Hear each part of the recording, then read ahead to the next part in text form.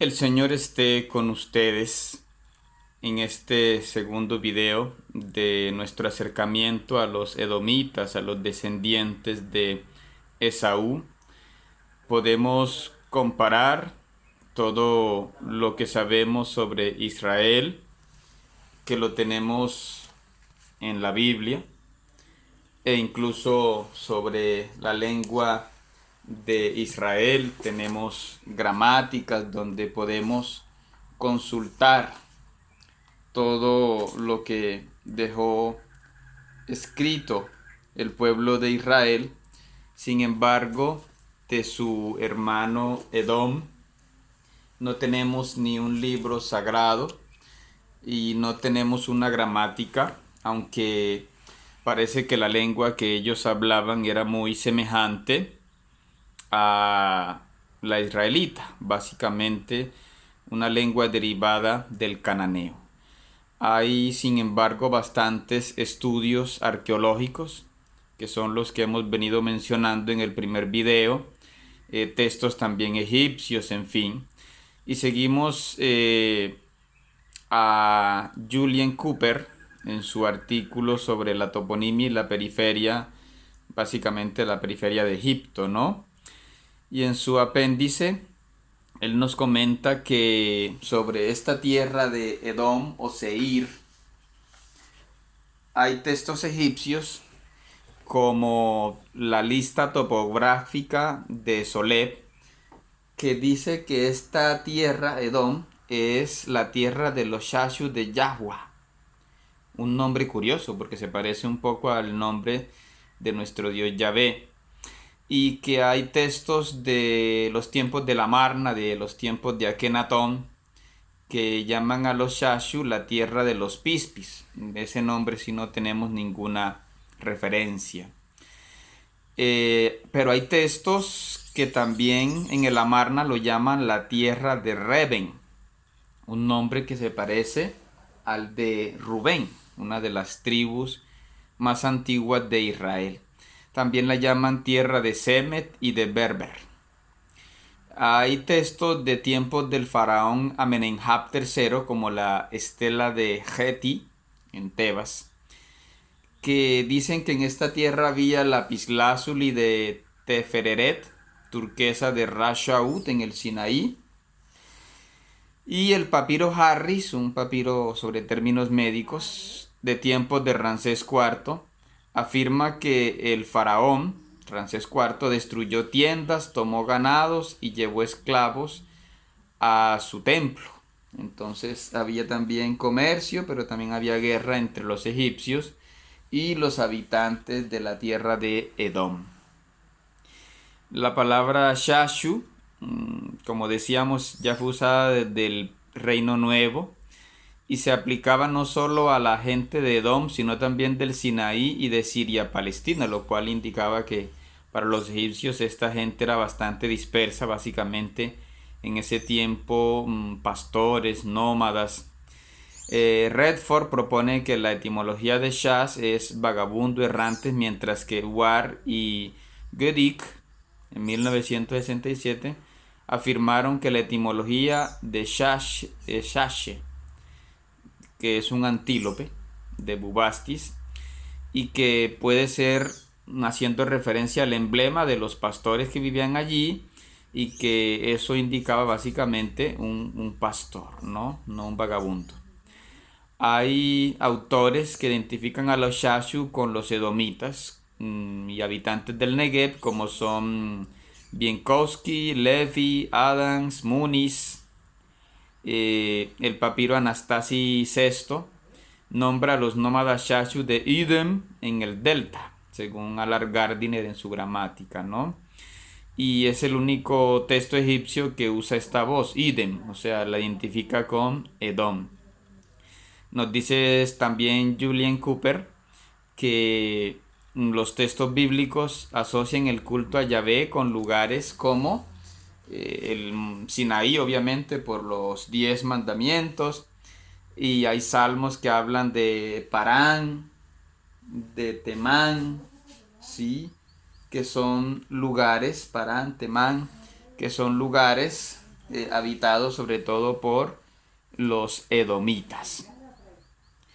Hay un artículo de Nauf que se llama El impacto cultural de la formación de un estado secundario, el caso de edomitas y de edomitas y moabitas, publicado en 1992, que dice que para estudiar a los edomitas se pueden aplicar las nociones que usaron Mendenhall y Gottwald.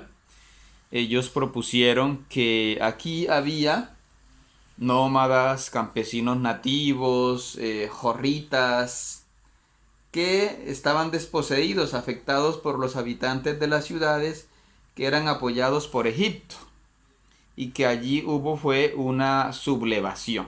Es decir, la gente se fue organizando contra los que gobernaban en nombre de Egipto.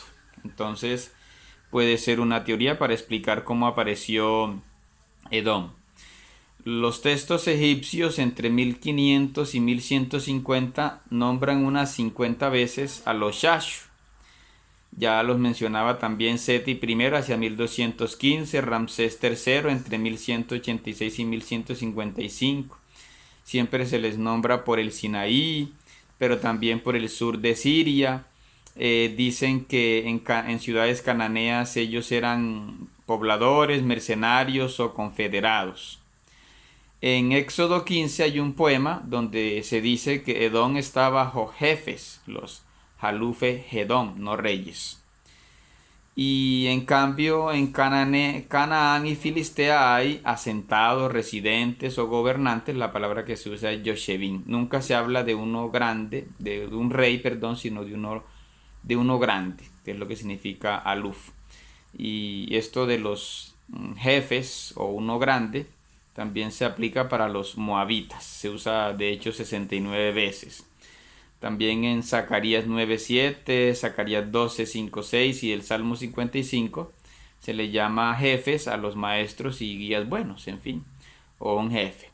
Los egipcios decían que estos pueblos se organizaban por Mahut, algo así como un clan, tribu, familia.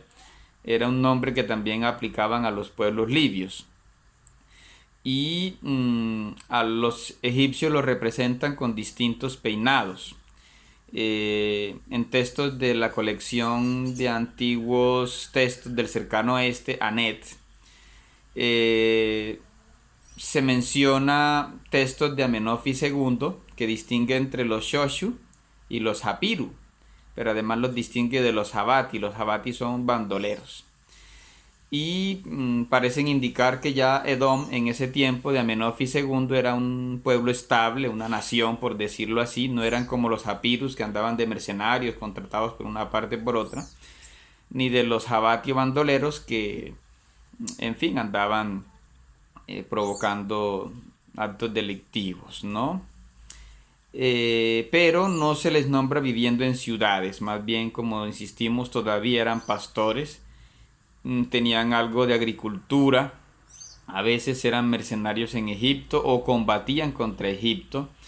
Y aquí Norman Gottwald en su libro Las tribus de Yahvé recuerda que incluso se les menciona merodeando muy al norte por Kadesh, en Kadesh del Orontes, en Siria. Recordemos que también acá hay un Kadesh Barnea, pero ya es en la frontera entre Edom y Amalek. Podemos afirmar además, según un artículo de Victoria Robledo Pozo que se llama Edom y Moab, una aproximación al nomadismo durante la Edad Media en Transjordania. Esa es una publicación en castellano de la Universidad de Murcia de 2014. Edom es una tierra menos fértil. Recordemos que es más extenso que Moab, pero menos fértil. Aunque cuenta con pastos, cultivos de cereales, aceitunas, uvas. Sin embargo, llueven entre 100 y 200 milímetros anuales. Mientras que en Amón, acá al norte, llueve unos 500. Entonces, de 200 a 500 es una diferencia enorme. Por eso Edom tardó más tiempo en sedentarizarse. Recordemos, los textos egipcios nombran muchos nómadas, en fin. eh, y además tenía menos población.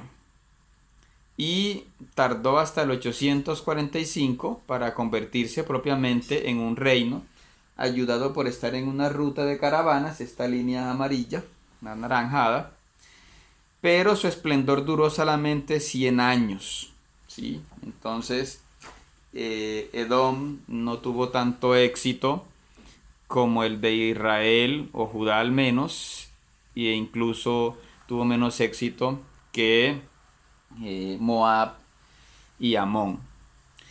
Según nos dice Albert Alt, a diferencia de los israelitas, ellos no se quedaron solamente en montañas, sino también en tierras llanas cuando va decayendo la presencia egipcia en Canaán, y asumieron el modelo de ciudades-estado con templos locales. Recordemos que los israelitas tenían pocos templos, pero igual que moabitas y amonitas tenían una monarquía no hereditaria, ¿sí? No era tan centralista.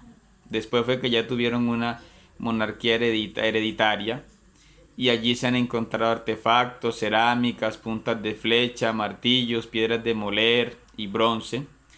Y arqueólogos como los de la Universidad de Tel Aviv, en Ezra Ben Yosef y Tommy Levy, mostraron en 2019 que en esta región había un monopolio del cobre local. Recordemos las minas que había aquí cerca del Sinaí. Y además un puerto por donde sacar, una cosa que no tenían ni Moab ni Amón. Y esa mina era la de Girbet en Najas, en el Wadi Jugewe, ¿sí? Que tuvo un pico de producción entre el año 1000 y el 800 antes de Cristo, más o menos en la época posterior a Salomón. Y sin embargo hacia el 750 estaba casi agotada, y por eso ya la supera las minas de Chipre, que estaban mejor ubicadas hacia el Mediterráneo. Pero aquí tenían en ese tiempo agua cercana, una zona habitada, cerámica edomita, que era una cerámica sin decoración. Por ejemplo, la filistea era más decorada. Era una cerámica incisa, parecida a la que se ha encontrado en el Negev y en el Arabá. Y tenían como puerto a Eliat o Eilat, que hoy se llama Acaba, en donde los asirios, por ejemplo, incluso llevaron guarniciones, pero con arameos, no con asirios, como muestran algunos restos, las óstracas. Y poco a poco los pueblos árabes que eran comerciantes por aquí fueron adueñándose de esta región, que es lo que nos recuerda Victoria Pozo Robledo en su artículo sobre Amón, Moab y Edom.